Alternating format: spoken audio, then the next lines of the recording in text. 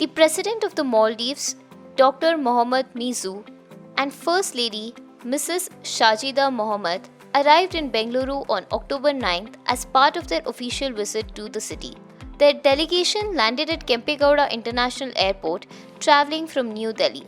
The Maldives President was warmly received by Karnataka's Minister of Higher Education, Dr. M.C. Sudhakar, along with other prominent officials including Chief Secretary Dr. Shalini Rajneesh, India's High Commissioner to the Maldives, Munu Mahawar, Secretary of the Department of Personal and Administrative Reforms, Satyavathi Ji, Bengaluru City Police Commissioner B. Dayananda, and Bengaluru Rural District Deputy Commissioner Dr. N. Shivashankar.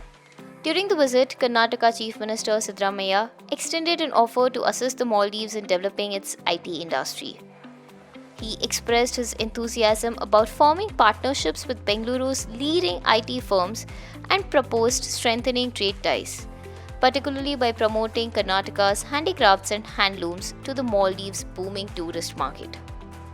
Like, comment and subscribe to Daily Salar Digital for more such updates.